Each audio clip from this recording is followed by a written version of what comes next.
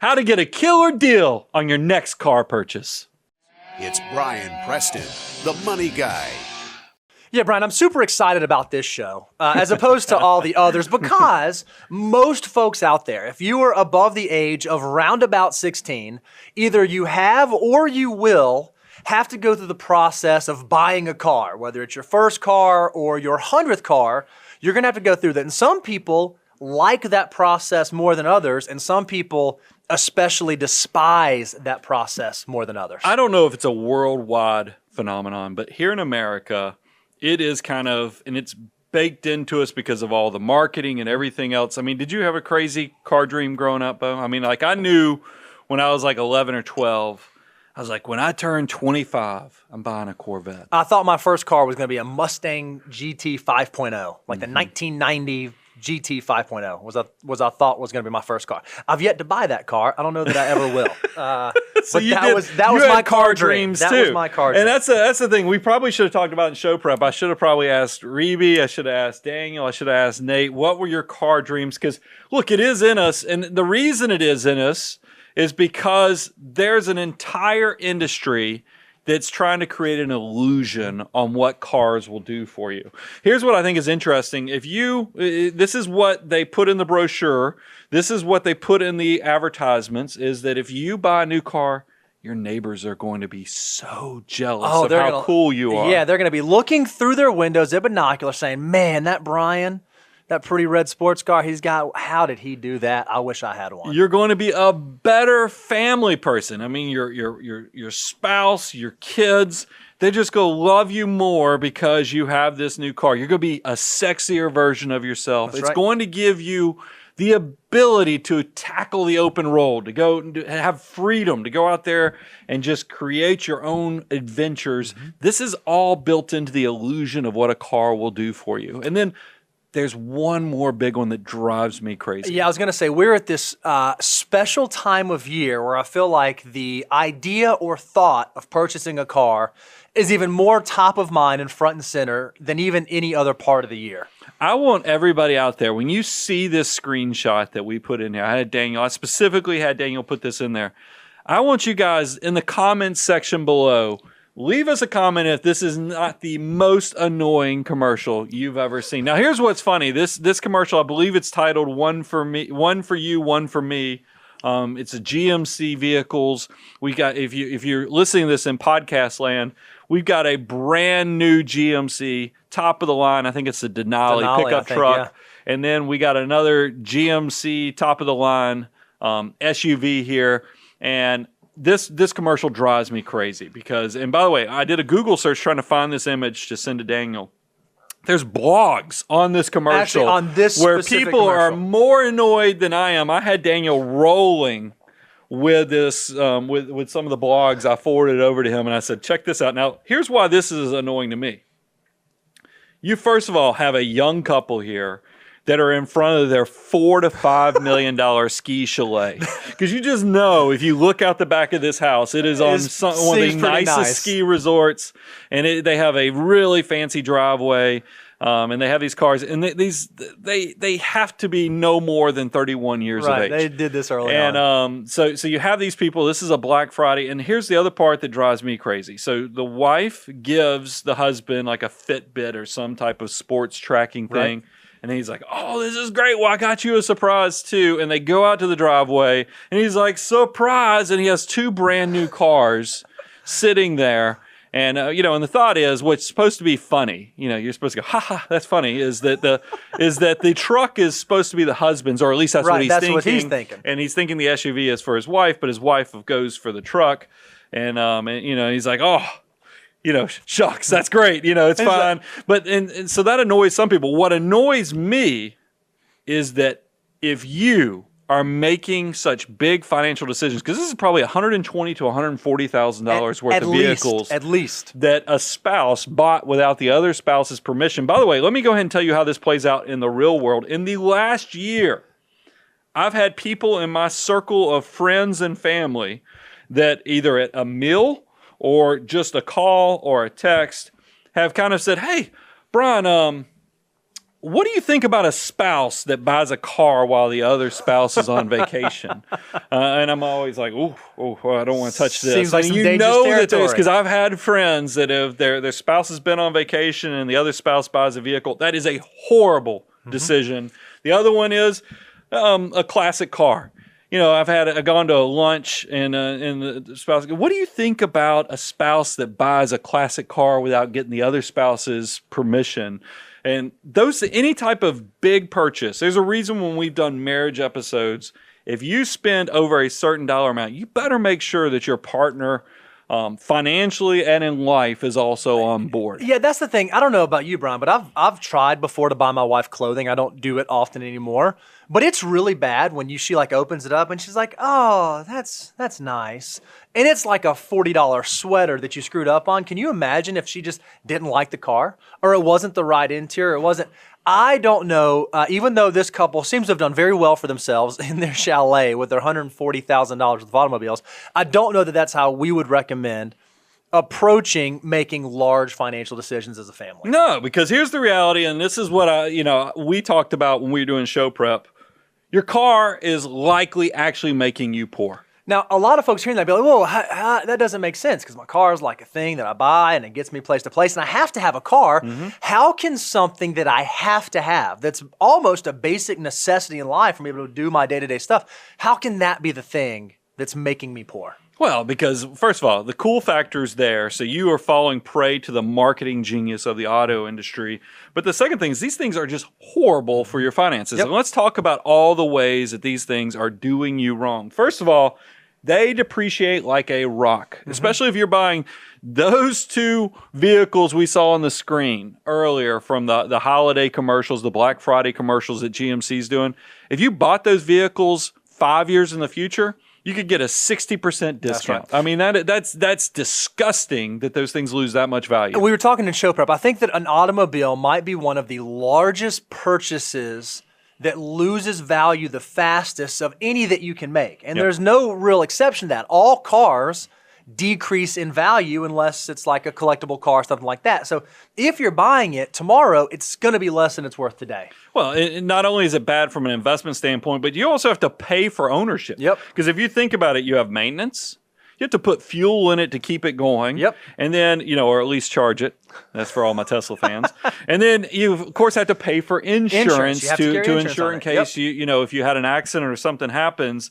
And last, you usually, not if you're a money guy person, because we're going to give you the rules to protect you, but the majority of cars purchased out there, they use debt to facilitate the transaction, so there's going to be interest also on this, what's going on financially. That is horrible for your financial life. So there's a sunk cost in loss of value, there's a sunk cost in maintenance, and then if you're buying it with debt, there's a sunk cost in interest. So it's really hard to come out positive in this transaction. Yeah, I mean, because you're basically, all those are negative. But look, I can already hear you. A lot of you guys are like, man, I've got to have transportation. Sure. Because that's the other thing they get you is they're like, you got to have transportation. So you might as well look cool doing it. But let's talk about actually what are the good ground rules to protect yourself so that you can insulate your mind. There's a reason Volkswagen a number of years ago had a commercial where they had a Volkswagen Bug that started very small on the gentleman's head. Tiny bug. And then they kept showing how it was getting bigger and bigger and bigger on, as it was occupying more of his mind space. That is the reality of how cars are. You'll go smell the smell of a new car. You'll go test drive it, and you'll be like, "Oh man, I need to do this. This is what I need to do." So let's talk about how do you protect yourself. So here is the first ground rule, and if you've listened to us for any amount of time, you know that we subscribe to the 23-8 rule. And this is what we say. And by the way, we've had a lot of questions on this. This is not just for new cars. This is for new or used cars. If you're approaching an automobile purchase, you need to subscribe to 23-8. And what that means is you're going to put 20% down on the purchase of the car. You should not finance it for any more than 3 years or 36 months. And you have to make sure that whatever your payment for that automobile is, it does not exceed 8% of your gross monthly income. So figure out what you have coming in on a monthly basis, multiply that times 8%. Your car payment cannot be more than that. But there's an asterisk on our 23-8 rule. Well, obviously, if you're buying a luxury brand, you want to pay for it almost like cash. Yep. I'm going to give you a little freedom on that, but it is pretty much same as cash because I don't want you getting out above your skis on what your wallet can afford. And here's the thing. I think some people who are new to the Money Guy show have had some confusion about 23.8. When we say 8% of your gross income, I had somebody ask me in YouTube comment section, they said, okay, if I make $100,000, you're saying the car can't exceed $8,000? I said, no. Your payments, total payments for the year cannot exceed $8,000. That's right. That's the big part of it. And look, we're giving you flexibility. I think this is what is unique about Financial Order of Operations. What's unique about the Money Guy show is that we try to actually give you financial guidance that you use in life that's more realistic, because it's easy to be a pundit, especially somebody we're more mature in our financial journey, to look at everybody and say, you should only pay cash for all of your vehicles.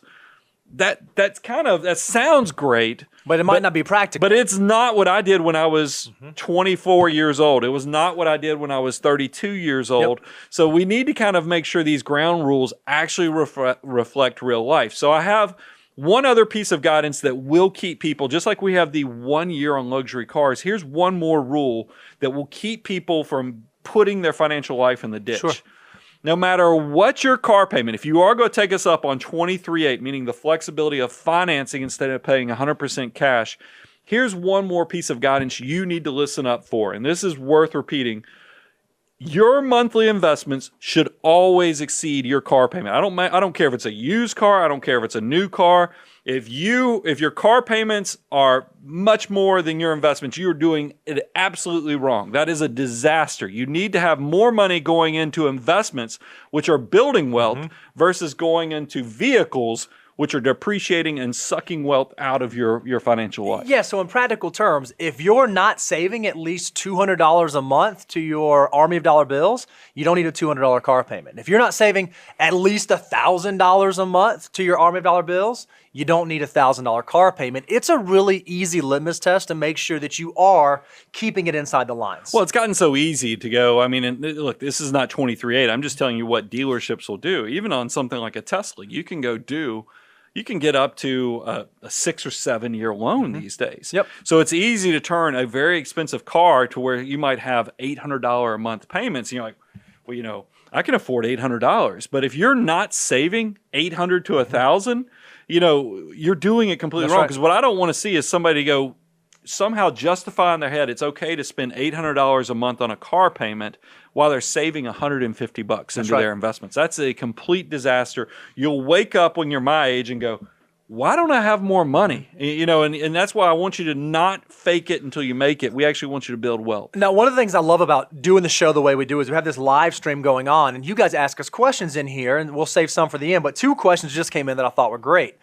One question was, hey guys, when you're talking about this 8%, 23.8%, is it your gross income or your net income, your take home?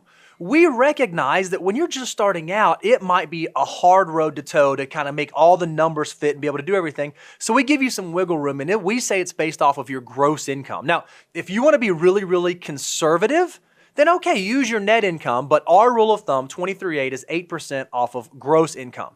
Now, here's the other question that came in. All right, guys, I hear that. You talk about my monthly payment. Does that include maintenance or does that exclude maintenance? Again, the answer to the question is it depends on how conservative you want to be.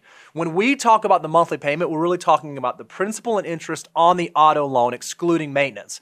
But if you can get all of the costs, insurance and everything else to be inside that 8%, it's gravy. You just have that much more affordable of a car. Yeah, it really depends upon how far into your financial journey you are. I mean, because look, when I was first starting out, I know we're doing a show on vehicles, but think about houses. I don't know why I went through all of everything but housing just then through my brain. But when you think about housing, we have a rule for that too. It's 25% of your gross income. Yep. Look, when I'm younger, I'm hitting that thing as much as I can, and it's just principal, interest, and taxes and insurance, and that's it. Yep. But as you get older and you're more secure and you're trying to make sure you're not, boosting your lifestyle to a point that it's impacting your financial life, that 25% might have expanded beyond principal, interest, insurance, and taxes to also include utilities.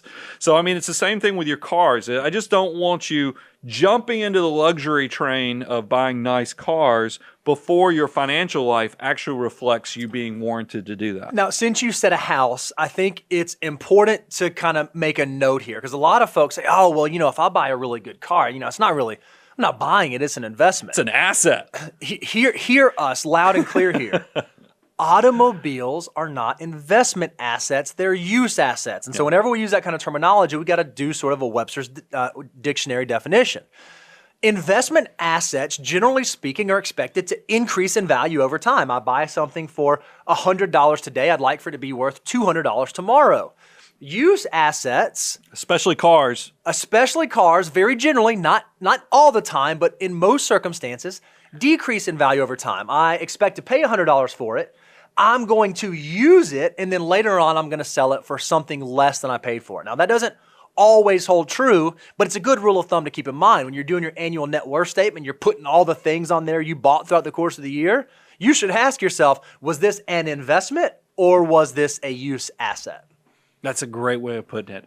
I would, the only thing I want to talk about, add to it as well, is because I think a lot of people are going to absorb a lot of this, and they're going to say, wow, that's a lot to think of, the 23.8, the investments over, the car payments.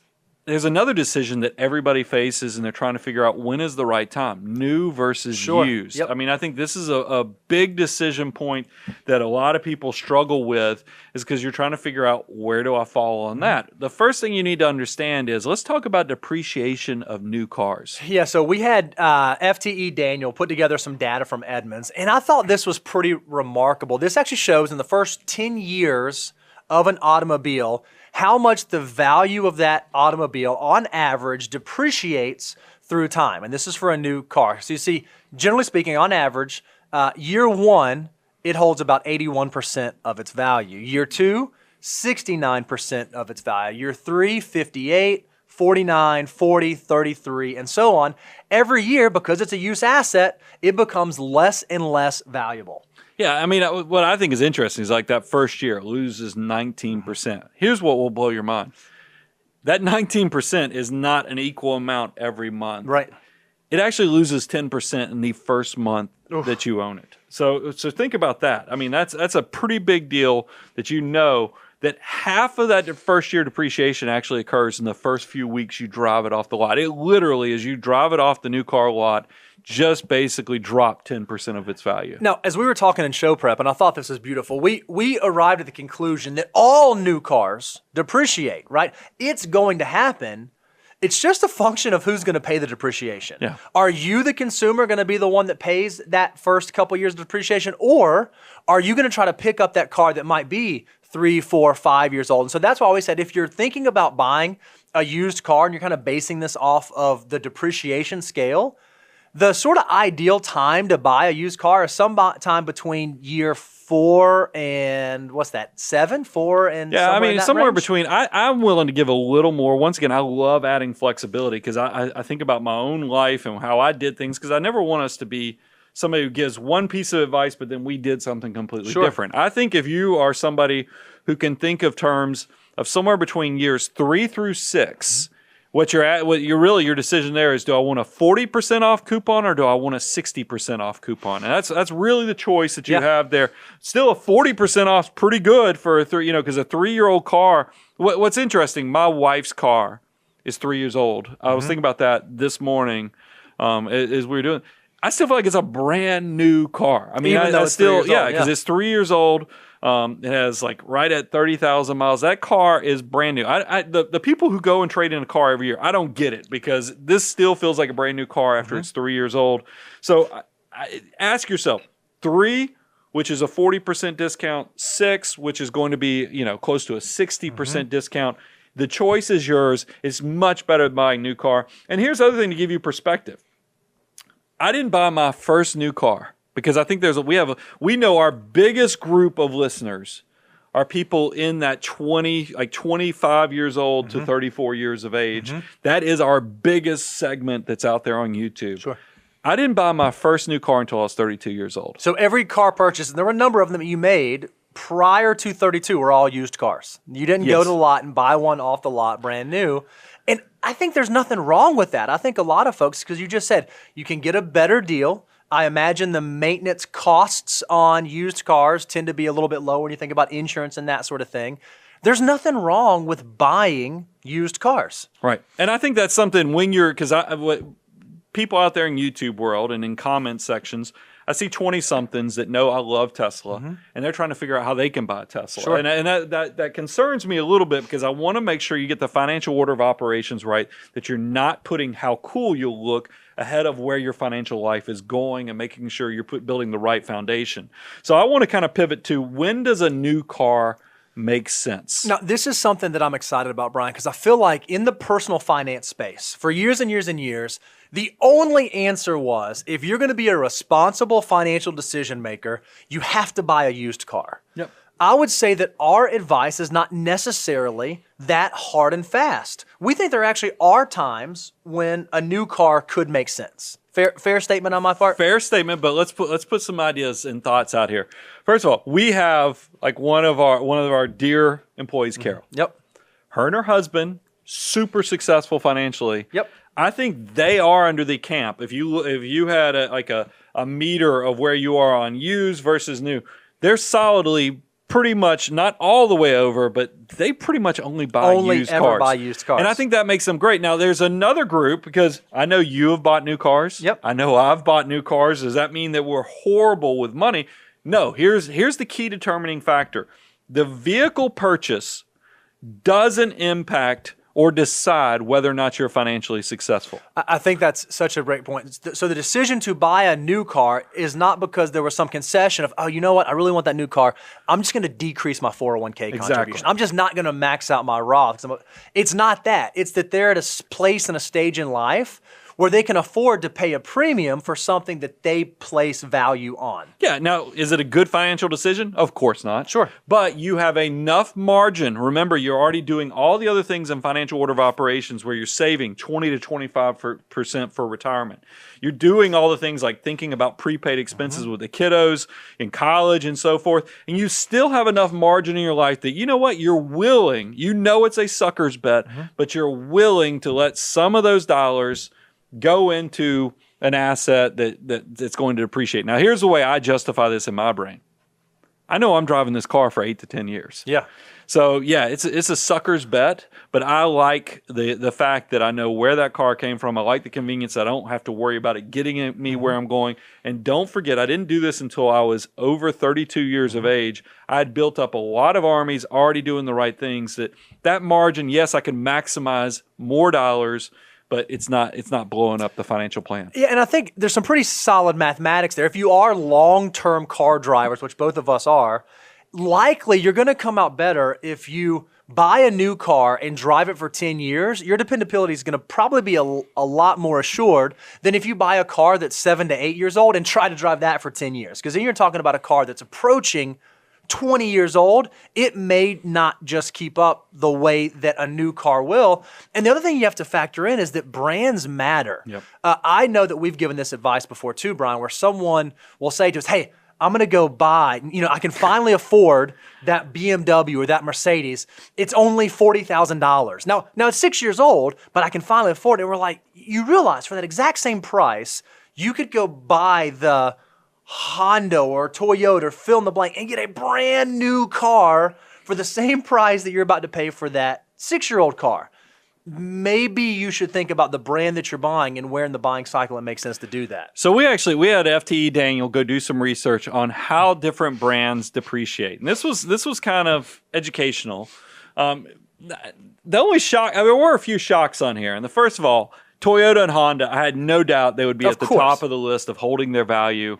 The best Subaru, had no idea. For those out there in iTunes, iHeartRadio, Stitcher, Spotify, explain what we're looking at if they can't see the screen right now. So we have put up on the screen a graph that shows depreciation over the first 3 years of ownership by brand. And the three that are dropping the slowest in the first 3 years is Subaru, Toyota, and Honda. Great. Yeah. Subaru kind of shocked me a little bit. I wouldn't have guessed Subaru, but Toyota and Honda certainly. Now, the three worst brands, meaning the brands that just get crushed in those first 3 years, the worst is Land Rover. So all those Range Rovers and all those things you see out there that you look at them out there in Hollywood and you go, ooh, those people, they got money. They also got lots of depreciation. And then the next brand was Mercedes, yep. and then Jaguar.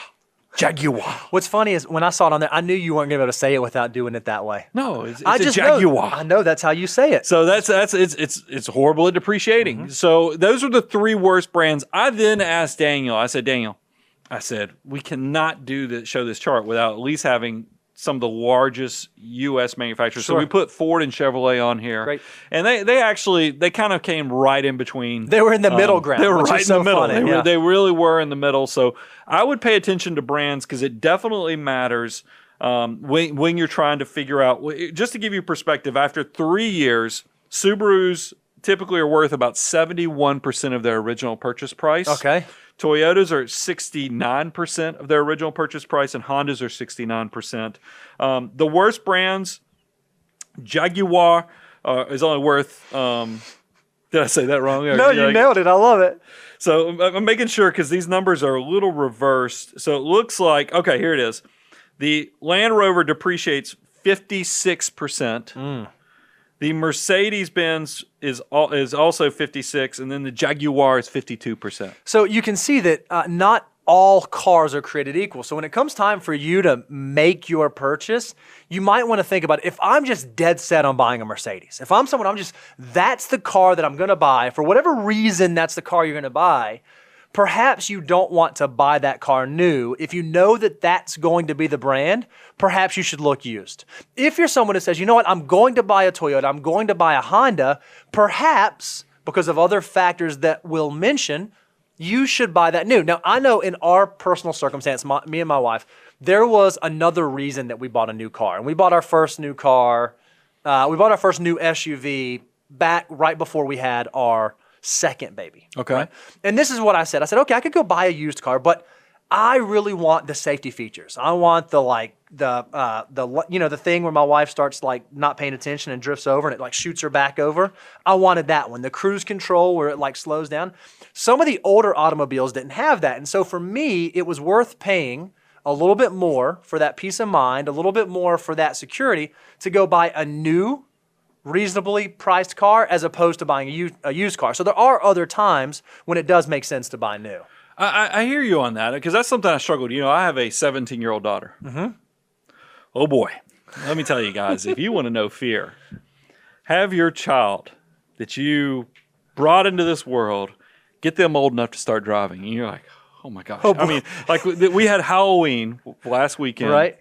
She drove herself to her friend's Halloween party. And I'm like, oh, Lord, just please bring her home. Please just keep bring her her safe. home, because it's just a scary thing. Anybody who has driving children, you understand. So I struggled, I will tell you, because I've always said I like teaching good financial management to my children. So I always told her, and I told her this from a young age, because you can't plant this seed. Just like the marketers are out there planting seeds in your children's head to where I had a dream by the time I was 10 or 11 years old of that Corvette that I never bought, by the way. They're planting those seeds in your kids' heads. You need to counteract that with your own seeds of building good financial decision making. I told my daughter from a young age, I'll buy her any car up to $12,500 matching dollars that she saves up. So if she got like real froggy and saved up, you were willing to buy her a $25,000 car if she covered half the cost. If she could save up $12,500. Now, she didn't save up $12,500, fortunately. So, but we did. She was able to save up a few $1,000s. So we have a used 13-year-old sedan car that's essentially a Toyota. Yep. And because it's 13 years old, it didn't have a rear view camera, which I feel like is a big deal these days. It doesn't have anything. I'd be nervous. My wife doesn't listen to the show. I'd be nervous at this point in our life, her not having a rear view camera. I can say that because she's not listening, but that's it. People don't think of that as a safety feature. That's a huge safety feature. Well, cars also back then didn't stop for you instead of running dead into things. True. Whereas now, like my car, it's hard. I mean, look, I go into the lane just for a little drift because I'm cutting the corner. The car yells at me. It jerks me back into the lane. It yells at me. It also, if you get up on a car too quick, it gonna turns tell you it to slow red. down, It tells yeah. you to slow down. 13 years ago, you're lucky if it had an auxiliary port. So it just didn't have those type of features. So I really struggled, because I could afford to go buy her a new car with much better safety features, or do I let her build the financial discipline? Sure. I went the financial discipline route in the fact that I let her pay for half. I'm paying for half. I still have to say prayers But you about it. are doing stuff too, because like now you can do aftermarket. I did a rear backup view camera. I So went you to can Costco. That's what Sure. we went to Costco this weekend to buy her a better HD, Yep. bigger screen backup camera because the other one was malfunctioning Sure. that I'd self-installed. So there are things like that, but I think you have to take it. I think you make some valid concerns that the technology is moving so fast that these cars are safer.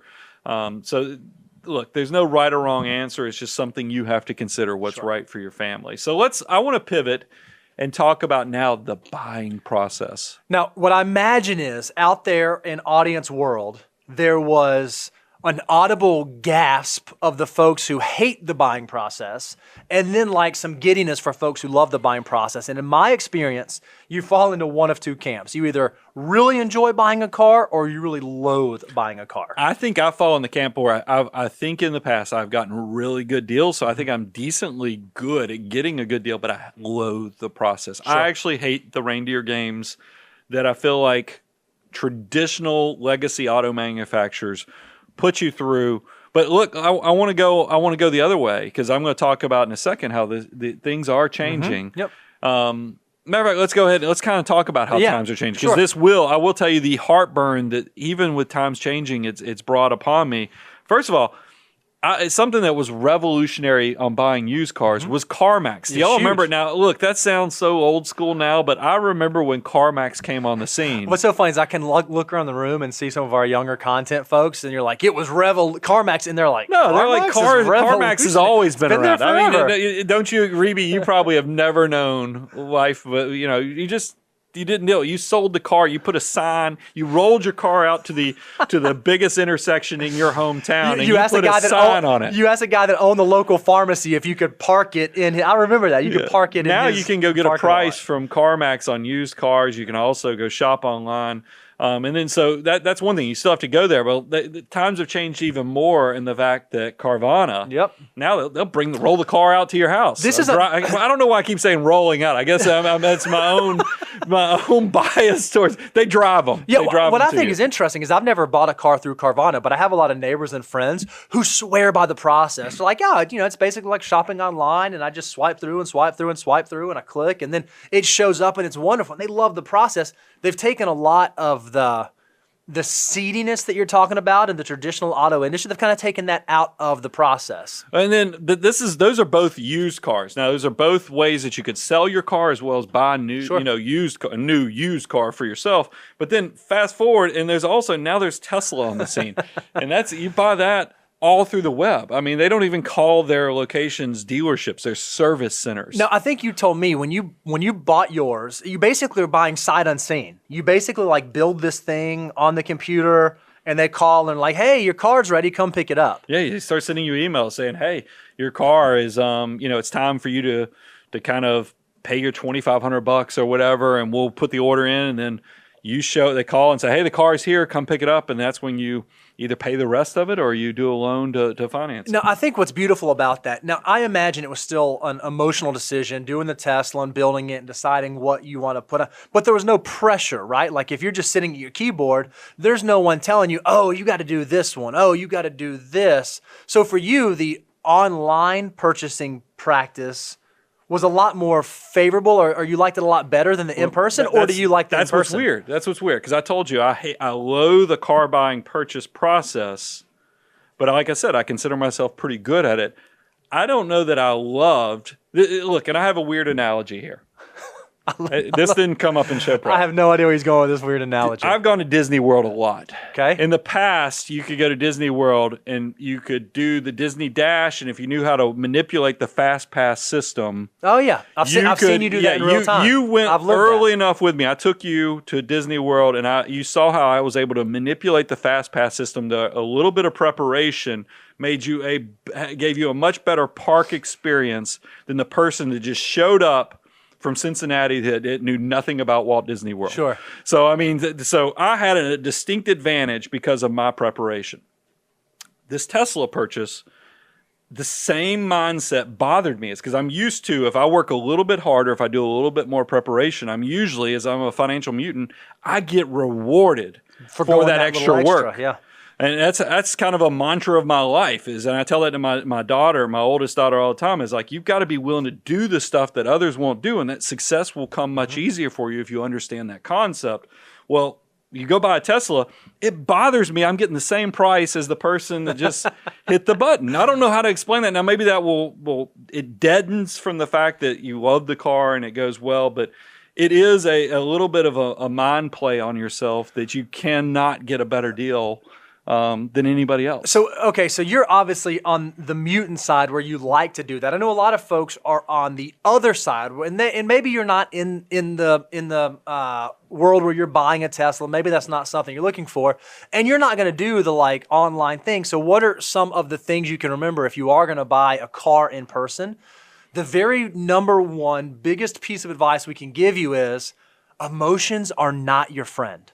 When it comes to any big purchases, whether it's houses or cars or fill in the blank, being emotional going into it is usually not going to play to your favor. Well, and the way to avoid emotions, first of all, is you don't do in-person purchases. So don't even do that at all. You need to go into this understanding is that it's in-person versus online. The only time you're going to show up in person at a car dealership is to go test drive, meaning a fact-finding mission, or basically to close the transaction. Yep. That is, if you're buying it under the old traditional car buying legacy, process. So that's because you mentioned you want to be on your home turf, not theirs. There's a reason they have the sales manager in the elevated desk. There's a reason they play the reindeer games where your salesperson goes, man, you must have caught him on a good day today because, he's giving you one heck of a deal. I mean, there's all kind of shenanigans that are going on there. It's better if you just avoid it. You let them know, hey, I am pricing this. You go figure out. Here's what's great about car purchases now. Because everything's online, you can go view even used car as well as new cars, the inventory of pretty much everything around you. Like what they actually have sitting on the lot. So it's not hard to go find 2 to 3 cars that are exactly alike.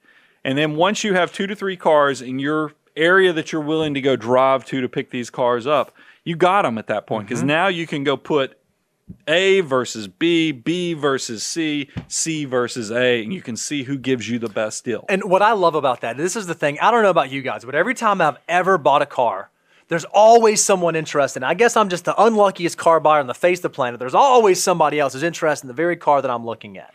Well, what's great is if I have my A car, my B car, my C car at different dealerships, okay, great. If that other guy, let him have that one. I'll go talk to B and C and we'll be just fine. It's another way to just remove the emotion from the decision-making process. Those are behavioral manipulations when they create an environment of scarcity that you need to buy now to make this transaction so that person doesn't come buy it out from underneath you. That's all it is. It's a manipulation tactic. Don't fall prey for it. So that's the thing. Take advantage of knowing where the inventory is, knowing what your options are, and you will do much better in the process. Now, let's talk about how do you actually get a good deal on the vehicle since we've kind of moved past the purchase process. I've already talked about research is your friend. I mean, guys, remember how I was just talking about I'm bothered by buying a Tesla that you don't get that edge. Fortunately, the lion's share of car purchasers are still getting rewarded for that edge of doing research. Go and do the work that others won't do.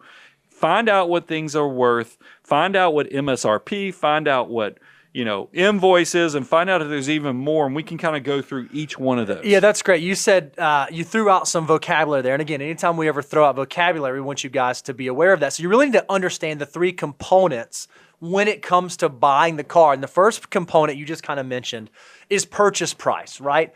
Well, purchase price, which sounds pretty easy, surprisingly, the dealerships have found a way to make it very, very confusing. You go in and you're like, well, how much does this car cost? You'll get like 4 different answers. So we want to kind of straighten that out for you. So the first is MSRP. And what is MSRP? It's just the manufacturer's suggested retail price, or this is the sticker price. It's what the car builder is recommending that the dealerships sell the price for. It's their recommended sales price. I think it actually represents manufacturer's sucky ripoff price. Did you just make that up right now? Yeah, kind of. Manufacturer. I couldn't figure. I wish I could have made something better with the M. Manufacturer's sucky ripoff price. All right, that so works. I mean, it's not the real price. That's what they're going to tell you. That's what the sticker price on the car is. You're not paying that. If you pay that, something's wrong. You're doing the process all wrong. So then the next one is there is this thing called the dealer's invoice. Well, this is the price that appears in the invoice that the manufacturer sends to the dealer. However, big asterisk here, it may not actually be what the dealer paid for that car. Yeah, dealers have gotten smart. They know that, hey, you can go on the internet, you can figure out what the MSRP price is, you can also figure out what the invoice price, and I'll tell you, this is what we're paying for this car. Nope. Because look, there's multiple things going on behind the scenes. In a way, they're telling you the truth, but they're not telling you the whole truth. Because recognize the manufacturer does deals all the time. They'll do holdback deals. They'll also do how many volume deals, meaning that if a dealership does a certain quantity of vehicles, they'll give them rebates on it. There's all kind of additional ways that you can make money on vehicles. So even if it's a dealer invoice, you can buy below invoice if you catch the dealer when they're in their right incentive cycle, right time of year. There are ways to get even below invoice price. What I think is beautiful is, again, we've already said sort of the internet is your friend. You can actually go in there and see what other folks are paying for that same vehicle in your area. There's a number of online resources you can use to do that. So don't think that when you walk up to the dealership, the two prices that are on the sticker, the price that they tell you, are the prices you have to pay. You can come equipped with knowledge. Again, if you just take that little bit extra, you'll set yourself up for a benefit. So remember, the first component of the three components we're going to talk about on how they try to price vehicles is purchase price. I want to give you one more caution on this. Okay. Because dealers have gotten even, it's kind of crazy. I even have to say this. You'll see the MSRP, and then to the right of it, you'll see things that they've done at the dealership to increase the price. Oh, yeah. This is essentially the undercarriage coating, because you'll see etching of your windows. You'll see, that they'll put, it's a bunch so of crazy. ridiculous stuff It's that there's ridiculous no way stuff you pay that for. Every bit of all the things that are on there are typically negotiable because they're all high margin type things that the dealership has done. So don't just assume, hey, I got to pay that too. Just because the dealer did it doesn't mean you should have to pay for it. All right, so purchase price is the first thing you need to understand. The second thing you need to understand is trade-in. For most of us, when it's time for us to go buy a new car or potentially buy a used car, but we're going to buy from a lot, they offer an incentive. Well, hey, if you have your car, we'll actually buy it from you. They're not kind. They're not doing this because they just want to be generous to you. They recognize, hey, if you sell me your car, we can go sell it to someone else and we can make more than we're going to pay you for it. So you really need to understand the value of the car that you may be trading in. Well, car dealerships know they have a slight advantage on trade-ins because remember, this is the second component. They know that one of the reasons you'll do a trade-in is because whatever in most states, I don't want to say all states because it might be a little different where you live, but in most states, when you trade in, it's essentially like a like-kind exchange. You're trading in a vehicle. They'll let you exempt out of a portion of the sales tax on the purchase. So that's actually a benefit to you, but that should not be such a benefit that the offer that they give you is so low that it negates the benefit. So that's one of those things. Here's a tip for you guys. Use services, go on the internet and go to places like Kelley Blue Book. That's kbb.com. And they'll show you multiple prices. I think you can do this on Edmunds as well, where you can get what a private party sell, or what a dealer is going to try to sell it to you for, what a private party sell is, and then what dealer trade-in is. Go look at those things and then look at the difference between that private party and the dealer to see if that sales tax adjustment on that purchase price is worth it, or if the convenience is worth it that you're not trying to sell it yourself. You've got to pay attention to those things because it comes into play. And a good way, if you want to go ahead and just know if it's a good price, show up. Remember, an ounce of preparation is going to save you tons of money. Go to CarMax or go to Carvana and see what your car, get a quote on your car before you go to the dealership to see what the trade-in is, and you can then compare and contrast what you can easily go sell it for at CarMax versus what the trade-in, and see if that sales tax adjustment warrants working with the dealership. Now, I have found in my personal car buying experience, this is where I have the most flexibility. If I need to get that extra $500, that extra $1,000 to make the deal really make sense for me, meaning I feel good that I got a good deal, I usually am able to do that on my trade-in, because the dealer might say, hey, look, we literally cannot sell this car for any less. We're at the bottom price we can sell it to you for. And I'd be like, great, awesome, I understand that. Why don't you give me an extra $500 on my trade-in and we'll sign the paperwork and I'll get out of here. That works sometimes. So just understand, it's another place that you can squeeze the balloon, because ultimately what you care about is how much money is coming out of your back pocket. You could care less if it's in purchase price or trade-in value. They're roughly the same to you, minus the sales tax offset. Yeah, you said something I want to make sure nobody takes for granted when we use sayings. You said squeeze the balloon. Everybody recognize, I want you to have a visual with this, guys, is that when you're dealing with a car purchase, a vehicle purchase, it is the balloon. And like I said, there's 3 components. It doesn't matter. You could basically take a balloon and think of a balloon that you're doing that you could fold into animals, turn into a balloon dog or something like that. You know, when you go to the restaurant and the guy's making this or the lady's making it, you can look at this big balloon, assuming you're not bending it all up. It's just a big, long balloon that you're leaving a little space at the end so that you can do all the bending. If you drew with a permanent marker a line for purchase price, put another line over here, and that middle part would be trade-in, and then over here on the right's the financing. It's all the same balloon, but you can squeeze it in each one of those different components. It's still the same balloon. It's just a matter of where you squeezed and put the pressure. And that's exactly what Bo's talking about. When he says, when you squeeze the balloon, he's talking about you could ask for another $500 here. And you might be able to take advantage of that. That's exactly right. So then the third component of buying a car is the financing. Now, this one I think is really, really interesting, because I think this has changed over time. But this is basically where they say, hey, how are you going to pay for this car? Are you going to write us a check, or are you going to finance it? In my opinion, you may disagree with this, I always think this should be the last step. I never actually let it out of the bag, whether I'm financing or paying cash, until I've already gotten my drive out. No, price. I completely agree with that, because I will tell you guys, this is getting to be a bigger profit center than other places. I was at a Halloween party this weekend, and one of the people there is a pilot who also he deals with, he owns the company that does the leasing of people who buy shares in jets and planes and things like that. And we were talking about big manufacturers like the Boeings, the Airbuses, and he said they have gotten to the point where they don't necessarily make their money on the plane, they make their money on the length of the financing. They've turned into banks in a lot of ways. So that's why when we have like a pandemic, it's the future orders that actually is really impacting them. Guys, it's the same way with cars. That's why when we start doing show prep, I want to give you a perfect example of what I'm talking about. If you pull up and we look at 2009, you can see that the profit on the car was $837. So when a dealer sold a car in 2009, they made approximately $837 for the sale of that car. Fast forward to 2019, they're making $381. You're like, oh my gosh. How are dealerships not going out of money? Look how much less money they're making. That's so sad. That must be because of the internet and jerks like Brian and Bo that are telling everybody how to make money off of get the best deal on dealerships. Those poor dealerships are getting rocked by those jerks at the Money Guy show who are telling everybody how to get the best deal possible. Before you go and create a support group for the dealerships out there, there has been a change in the industry. Look at this. I thought this was shocking. They still make the same money. They actually make a little bit more because financing has made up the difference. In 2009, they typically made about $516 on each car that came through there from financing. Fast forward to now, it's almost $1,000 on every vehicle is from finance, and they're becoming banks. It's becoming more profitable to be a bank than it is to be an auto manufacturer or to be a dealership.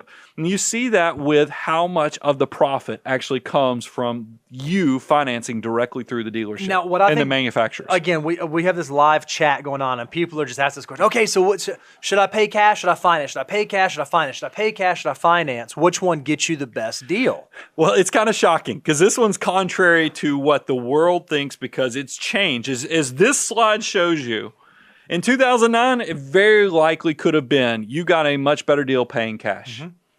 Fast forward to 2019, 2020, They want you to finance to give you the best deal because they get incentives from the manufacturer who's also got the finance or banking arm of the manufacturer business.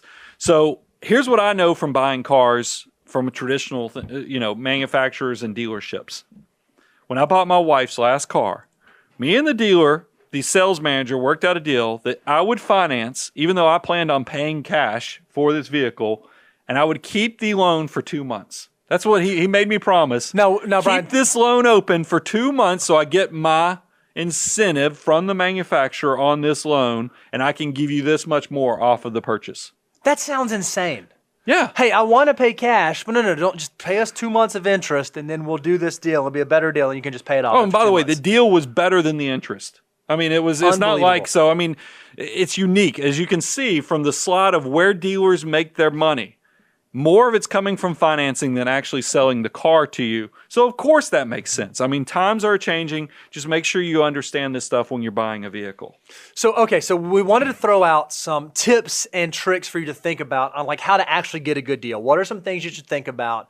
And here's the first one. This, I thought this was common knowledge, but then when I talked to a lot of my friends, they didn't realize this. Buy at the end of the month or end of the year, especially if there's a new model year coming out. One of my favorite things to do is I don't have to have, like we're right here at the end of 2020. I don't have to go buy a 2021. I'm going to be pretty happy if I have a brand new 2020. And if I know they're trying to unload that inventory, a lot of times at the end of the month or end of the year or end of the model year, you can get a better deal by picking up those late year models. I thought it, because I love it when Daniel gives us nerdy little facts to throw in there, little tidbits that you can file away. Feel free to use this at your upcoming Thanksgiving and Christmas parties. The month that has the biggest MSRP discount is the month of December. Shocking. So, I mean, I'm just telling you, this ties in when we say buy at the end of the month or at the end of the year. It is supported by the fact that the biggest month for the biggest discounts on MSRP, manufacturers, sucky, rip-off price. I should have said stupid. That's a less offensive word. Well, it just sounds more adult, I guess. It's all right. Here's the second thing that you can do. Now, this one again seems silly. Ask for extras. I always, now that I have kids, I realize just how valuable all-season floor mats in. And dare I say, I'll never drive another car that doesn't have all-season floor mats. But I don't want to pay the dealership $250, $350, whatever they charge for it. So I always make sure, as one of the last little bargaining chips I say is, hey, look, if you throw in the mats, I'm happy to take off and get out of your hair, and we'll do this. So you can do that with floor mats. You can do it with oil change or services, or you can have some swag thrown in. That's a boat. I don't know who would want that, but if you're buying a Tesla thing and you want a Tesla shirt. They didn't give me a Tesla shirt. See, that you didn't do it right. See, had he listened to the show, he would have done it better. But there are things you can ask them to throw in that will help. Again, you're squeezing the balloon. You just care about the dollars coming out of your back pocket. Just to give you the why on these things, they can do these things because they're high profit, high margin type things that they can throw into the deal. It doesn't cost them much money. Yep. You can't buy at the same prices for those floor mats that they can, so it doesn't cost them much to throw that in. Same thing on services.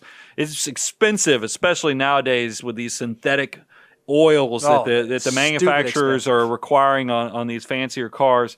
It's very easy for them to say, yeah, we'll give you a few free oil changes than it is for you to pay for those oil changes. So take advantage of that. It's not costing them much, but it's really benefiting you in the long term. There's an arbitrage situation there. So it sounds like, Brian, we've gone through this and we're like, okay, do your work, do your research, ask for this, do this, do this. It's very active, this car buying process. It is a lot of work. And so somebody might be saying, I don't know, guys. I want my car. I don't want to go through all that. Now, but I'm a mutant, so I can't just go pay MSRP. Is there a solution out there for me? Yeah, you just, it's one of those things. Pay somebody to do this for you. I mean, and by the way, it's not even as expensive as you would think. Sure. If you're a member of Costco, they have a car buying service. I can tell you, when I checked into it, it appears from my research, works really well with domestic manufacturers. So if you're buying from a domestic manufacturer, look at Costco. It might be a way for you just to go ahead and get a good price locked in right there. These are car buying services. Well, they'll actually go out. You tell them, I want this car, this make, this model, these options, and they'll actually go do the search for you, and they'll actually find different dealerships willing to play ball and do different deals. So they're kind of serve as a go-between that are working on your behalf for your benefit, right? No doubt. And then the other one we put on here was car bargains. Sure. I mean, I've heard actually what's interesting, if anybody's gone and watched some of our older shows, I used to talk about True Car and other things, but according to Car Bargains, now realize this is on their website, so take it with, they do have a bias on making sure that their data is good, but they had listed that they get about a $1,500 better deal versus True Car prices just by using theirs, and it's about $250 to use them. You know, anecdotally, that's not incredibly surprising because just since we mentioned True Car, I do feel like I used to use True Car a lot, and it used to be a lot more beneficial, I think, than it has been recently. So I can believe that there's probably another player in there that can perhaps get you an even better deal. And then we put this one because I actually did this on my second new car. This has been in some time, but I was really impressed at the service. We have a friend down at Peach State Credit Union in Georgia. They had a car buying service. That's right. So, it was one of those things they offered it to all their members and did a pretty good job because they were running enough volume that they had connections with all the major dealerships in the area. And it was, once again, another set price. Yep. So those relationships paid for. If you don't feel comfortable doing this, you might have a connection or relationship that'll help you do this and get a better deal than you could do for yourself. See, what I think is beautiful is the name of the game is Army of Dollar Bills. That's what we're working towards here. We're all trying to figure out how can we get as many soldiers into our army of dollar bills as possible. There's another financial guy that we know. He always talks about, hey, don't worry about the lattes. That's not where you're screwing it up. Worry about the big purchases. One of those big purchases is buying a car. We're all faced with it. We all have to do it. If you can be a financial mutant that can stretch your dollars 5-10% further than your peers, that's going to be more soldiers that you can put in your army earlier to help you work towards financial independence sooner. It's just one piece of the big financial life puzzle. And that's actually a great closing, and the fact that, because a lot of people, I think, fall prey to the marketing arm of the auto industry because they are one of the biggest advertising purchasers in the country. I think that they're right there with, domestic beer. I was going to say beer, pharma, big pharma, but they're right there, car manufacturers. Don't fall susceptible to the marketing guys. You need to know when and where should I put every dollar. You want to be a good field general. We have a great free deliverable. Yep. If you'll go to moneyguy.com/resources, there is a free deliverable for the financial order of operations. There is an instruction manual for your dollars. And by the way, if you look at this and you need even more detail, we also offer a course that will give you worksheets. It'll also give you gentle nudges on all the things you need to be thinking about, as well as personalized commentary from us. But here's the thing. You might even get to a situation, you've made it through the financial order of operations, but you've started small. The abundance cycle's taken hold where you came here, 14 years ago. You learned, applied the concepts and grew your assets, and now you're at the point you need a true financial advisor to kind of take you beyond the do-it-yourself. Yep. Consider Abound Wealth. We work with clients all across the country. That is the abundance cycle. That's what I love about doing this show is we give you completely free of charge great information, knowing complexity will come find you naturally. You don't have to go seek it. It's going to happen just by becoming successful, and you'll have a great partner to help you work through whatever questions you have as long as you make it through the process. Go check out our websites, moneyguy.com and aboundwealth.com. If you've not subscribed on YouTube, make sure that you subscribe and go crush that like button. No. Okay. Money Guy team, out.